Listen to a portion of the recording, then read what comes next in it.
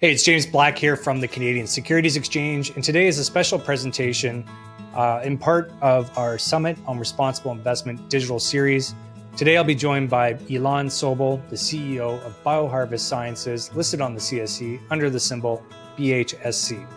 Thanks again for watching, and just note that we've got other great interviews as part of this series, and I invite you to browse the selection of interviews that we've had under the Summit for Responsible Investment. Thanks again for watching.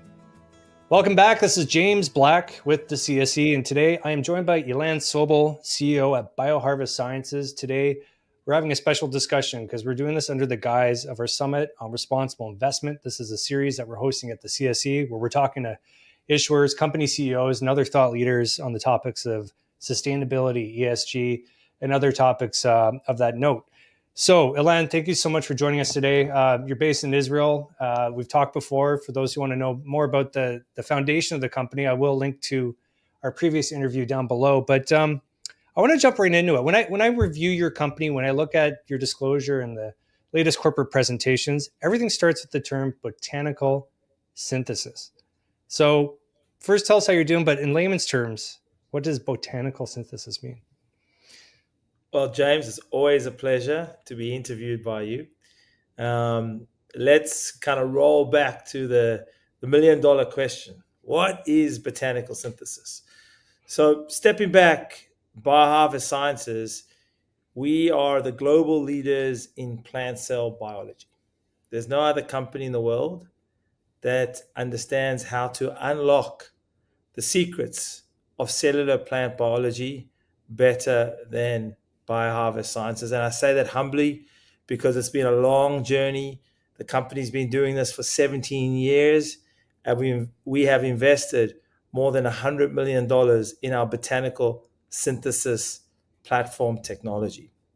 And what this technology allows us to do, James, is it allows us to take any plant in the plant kingdom. And as you know, plants in the plant kingdom, they have critical phytomedicinal compounds that are very important for our overall health and wellness. And this technology allows us to take the plant once. We just need the plant once. And we understand where inside the plant are the cells that actually produce these phytomedicinal compounds. And we take these cells and we do hundreds, sometimes thousands of experiments. And at this stage, what we're doing is we're altering key variables such as the nutrition that we feed the cells, the light, the temperature, and a number of other variables that are in our black box, IP, very secret box that we don't talk about. And at this stage, we get the cells to do two things. One, we get the cells to actually produce the exact same phytomedicinal compounds as the plant. But I don't need to grow the whole plant. I'm just getting the cells to produce those really important phytomedicinal compounds. And we call this mirroring. And by the way, when we do this in a way where we don't change any of the structure of the molecular composition. So it's non-GMO, very, very important.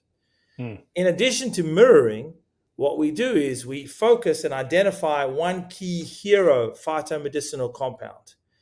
And we look to change the variables so that we're able to magnify the levels of that key phytomedicinal compound by an order of magnitude. So in the case of Vinia, which is our red grape cell product that we sell direct to consumer today with more than 50,000 active subscribers in the US, and in Israel. In the case of Vinia, we were able to mirror all the phytomedicinal compounds, and we increased what we thought was the most critical phytomedicinal compound, which is called piceid resveratrol, by more than 100 times versus what is found in the red grape.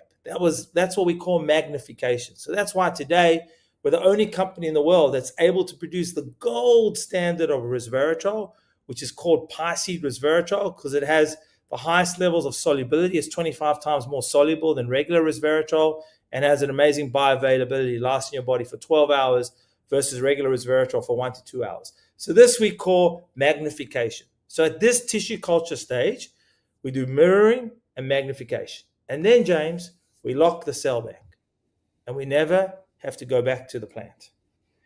And moving forward, what we figured out how to do is the critical scaling. We figured out how to get these cells. Now, plant cells are like human cells. They have memories. Amazing. And we're able to get these cells to be able to grow in 1,000-liter plus bioreactors in liquid media in a very short period of time, 18 to 21 days. They grow, they multiply, and they produce the phytomedicinal compounds. And after 18 to 21 days, we harvest the cells in these industrial scale bioreactors. We're left with a rich mud, and then we literally dry the cells, and we're left with the final highly soluble, efficacious, bioavailable end molecule. In this case, it's the red grape cell. It could also be, our olive cell product that we're bringing to the market shortly, and other molecules that we produce for other major industry partners that we work with. So this is the technology of botanical synthesis. It's all about taking the plant once. It's being able to get this, to be able to take the cells, work through a process of mirroring, magnification, and then multiplication to develop molecules from plants that have unique phytomedicinal compositions that we can produce consistently, economically, with patents. And most importantly, these are molecules that are able to change the lives of people from a health and wellness perspective, and doing this in a way that preserves the planet for generations to come, because sustainability is at the core of our technology. Of course. I mean, I can only assume that one of the key advantages from a sustainability perspective here is you only need the plant once, right? You said that. Take the plant once, and then you can scale the best parts of that plant. Again, I'm putting this in layman's terms. Putting the best part of that plant into a product that people can use to obviously improve their life. We'll talk about sustainability a bit more, but I just want to ask you quickly, you have got the Vinia product, but are there any other industry verticals or any other obvious products that you think that this botanical synthesis is leading you towards from either commercialization or just an R&D perspective? So today, the botanical synthesis technology platform serves two businesses. One is a direct-to-consumer, direct-to-doctor, e-commerce, recurring business that we've built, anchored in our red grape cell Vinia product. This business today, has a 12-month recurring run rate of roughly $25 million. We did in second quarter $6 million, and we have great momentum on that business. That business will be adding to that business an olive cell molecule in the next 12 months, which is going to be very much focused on the benefits of the Mediterranean diet. Our red grape cell is all about increasing blood flow via dilation of arteries, with many benefits that accrue to the body from increased blood flow, more energy, more mental alertness, reduction in oxidation of LDL cholesterol, reducing oxidative damage to your cells. Olive cells very much focus on liver health. This is a major opportunity, and specifically in North America, where liver health is a huge focus for consumers. But importantly, what we've been able to do with our direct-to-consumer, direct-to-doctor business, where we've rolled out our red grape cell product across multiple different delivery systems, is it's allowed us to really build significant credibility in the market, and has allowed us to move into also building a second business, which we started this year, which is a CDMO services business. That's a contract development manufacturing organization services business, where, James, we decided that we wanted to make sure that our technology was able to impact the lives of hundreds of millions of people from an overall health and wellness perspective. And to do that, we're not going to do that just through a direct-to-consumer business. Yes, we'll get to 500,000 active customers, maybe 1 million active customers in the next 3 to 5 years as we scale that business. But we realized we needed to open our technology to giants of industry, and we're focused on the pharmaceutical industry. We're focused on the cosmetics industry, nutraceuticals, and nutrition industries. These are the 4 growth engines. We already have 2 existing contracts to develop molecules from plants for, in one case, a NASDAQ listed pharmaceutical company that has a very challenging supply chain and is requiring us to develop a unique enzyme from a plant because of their challenges that they have in the supply chain. They want to be able to control, and that's a key challenge when you're dealing with plants. You don't have control over consistency because you're dealing with a very challenging environment around you, ecosystem around you. Think about the impact of basically climate is having on the earth today, all the way through to the economic impact, all the way through to making sure that ultimately you build a moat around your molecules with patents. So our technology is able to do that. So with this NASDAQ listed pharmaceutical company, we're developing a unique enzyme that addresses and solves each of those problems. And we also have a contract with a nutrition company in developing the next generation of non-nutritive sweetener. Think the next generation of stevia, right? This is a critical area that's going to drive preventative health. If you understand, the basis of the health crisis we're dealing with is the consumption of sugar. But if we're able to develop the next generation of non-nutritive natural sweetener derived from the plant utilizing our technology, it's a game changer. Similarly, in the pharmaceutical space today, for example, there are 140 RX drugs that utilize plant-based APIs, active pharmaceutical ingredients, in their products. And each of these companies are dealing with the challenges of the forces of nature, the challenges of variability in pricing, the challenges of not having any patents because you can't patent nature. So with our technology, we address each of those areas. And that's where over the next, I would say 12 to 18 months, we're going to continue to do partnership agreements like what we've just done with more of those RX companies out there, all the way through to cosmetic companies. If you look at what's happening in the cosmetics world today, consumers are saying no more products, no more actives that are chemically synthesized. I don't want to put this on my skin for the next 20 years. And so major pharmaceutical companies from L'Oreal's all the way through to the Chanel's and other competitive players are realizing that they've got to go back to nature. They have to go back to the future. And in a way that pharmaceutical companies and cosmetic companies, they started with the plant. They moved away, and now it's their time to come back and unlock those secrets of the plant kingdom.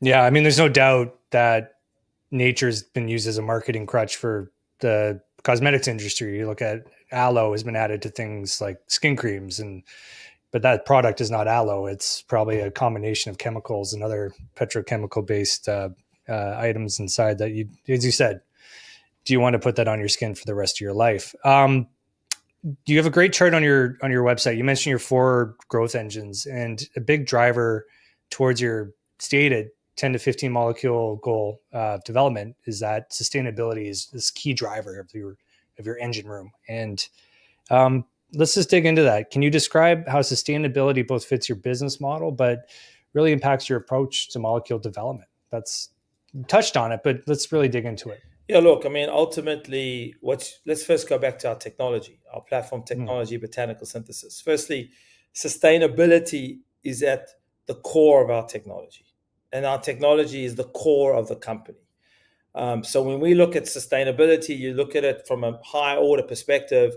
We're very, very committed to supporting the UN Sustainable Development Goals. This is a major focus for the company. And anchored in goal number 12, which is all about responsible consumption and production, and goal number 13, which is all about climate action. Because ultimately, as good stewards of the business, we want to be leveraging the power of the plant kingdom, the power of 500,000 plants and the molecules that these plants contain, but doing this in a way that preserves the planet for generations to come. So when you look at, for example, one bioreactor for our red grape cells produces the same amount of piceid resveratrol every 21 days as you would require 30,000 square meters of land. It's one bioreactor. One bioreactor, James, is about 7 foot tall and maybe 3.5 feet wide. That's producing the same amount of parseed resveratrol that you would need north of 30,000 square meters of land every 21 days. So our technology utilizes a micro fraction of the land. And land today is so critical. Then we look at other resources like water. We utilize a fraction of the water that would be required because we utilize so little land. And similarly, the electricity that's required. We're not utilizing any, because we produce in aseptic bioreactors, we don't use insecticides. We don't have to deal with that. We don't use fungicides. We don't deal with herbicides. So ultimately, you're getting a much better quality product. So you're starting to affect sustainability in the context of the world around us, sustainability in the context of making sure that we are consuming the best molecules, the cleanest molecules, right? Ultimately, to improve our overall health and wellness. And then, at the end of the day, when you look at 500,000 plants in the plant kingdom that have these unique molecules out there, with the technology that exists today, it's behoven on us to be able to make sure that we utilize technology to ensure, firstly, there are thousands of plants that unfortunately will become extinct that contain those critical phytomedicinal compounds. Today, we're starting to look at cell banks, creating cell banks of those plants so that we're not losing the critical, plant cell brain bank that we have out there. And then it's all about making sure ultimately that we're leveraging the unique power of these plants in a very responsible way from a sustainability to ensure that, as a father of 3 young kids, that we're leaving the planet in a state which is a lot better than what we have today. And ultimately, this is where technology like ours, which ultimately will be used in the food chain all the way through to pharma, is going to make sure that we're leaving the planet and preserving the planet for generations to come to enjoy. Yeah, that's a grand ambition, and it's obviously something that we're trying to have this series about, which is not just creating business for business sake, but business that has a lasting impact and benefits the world, not just pure transactionally helping people out. You've touched on a lot of stuff, so you've actually answered a lot of my questions. But I guess just on this journey, I just want to ask, what have you learned since we last talked about developing these molecules, about trying to build this CDMO platform? Is there something that in your journey you've learned that was a bit of a light bulb moment, or maybe has crystallized why you're doing this, whether it's something you've developed or just an insight that you've had? Look, it's a very broad question, and I can go on for ages. But just one thing. No, look, I'll try and tie it back to sustainability, and as CEOs, we all have to have a very clear North Star for our companies, and those North Stars really have to permeate into all of our value-based decisions that we make. And as CEOs, we make value-based decisions every single day. And they have to be guided by the North Star of the company. And it's very important because we have to be, ruthlessly consistent so that our shareholders see consistency, our employees and management see consistency. And so if you look at our North Star as a company, we exist, we're mission-based. We exist ultimately to produce 10, maybe 15 molecules, leveraging the power of the plant kingdom in a way that dramatically changes the health and wellness of hundreds of millions of consumers, but importantly, doing this in a way that preserves the planet for generations to come. So with that anchoring, we have to be extremely consistent, and the kind of decisions we have to make. From the coffee, we just launched a superfood coffee, and our superfood coffee, it's done extremely well. We've already sold north of $1 million of coffee direct to consumer. But when we started to work on our decaf version, we were challenged. And what was the challenge? The challenge was, for many of the viewers out there, they may not know, but decaf coffee, in order to extract the caffeine, you're utilizing chemicals. And these chemicals ultimately are the same chemicals that are utilized to paint the walls of your house. And that's used in the extraction process with decaf to get the caffeine out. So at this stage, we hit the value-based decision. We can't have this kind of product in our coffee, not as a company with the values and the focus on sustainability that we have. And we literally scoured the world. And I'm very proud to say we found a Canadian company called Swiss Water Coffee Company who utilizes water to extract the caffeine out of the coffee, and literally, with zero chemicals. And so again, it's more expensive, higher, more premium quality, but this is a value-based decision that we're making. Similarly, we're about to launch a super tea.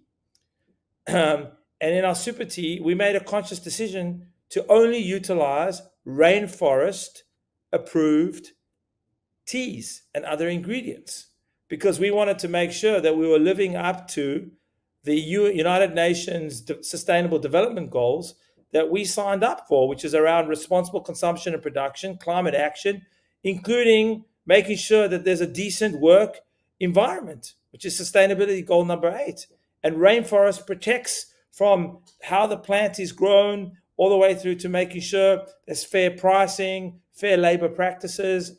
So I think the key thing as CEOs, we need to make sure we walk the talk, and that we're not, let's call it sustainability washing, right? And we're living and breathing the values of our business. In our case, sustainability is a core value that we obviously try and live every single day and imbue and use it as a critical filter in all of the decisions that we make across the business as it relates to, reducing the amount of glass that we use by increasing our package sizes. So we're reducing the amount of tertiary packaging, all the way through to, making decisions around raw materials that we use.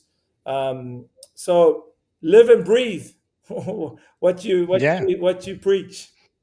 No, I get it. And I think this is a great example of sustainability that lends itself to creating business advantages. And that's probably a great message to leave on, which is you've got that North Star and it's leading you towards great product innovation, but it's also through your own process, creating a product that's going to do less damage to the world, do benefit for the world. And that's a great position for an entrepreneur to take. Look, Ilan, it's always a pleasure to catch up. It's a pleasure to see you again. And on behalf of the CSE, we just want to thank you for joining us today. And for those watching, note that this is part of a series. This is part of the summit on responsible investment. And we've got lots of other great interviews coming up. But thank you again, Ilan. Really appreciate you being here today. Thank you, James. I really enjoyed the opportunity to talk to you. Thank you. Much appreciated.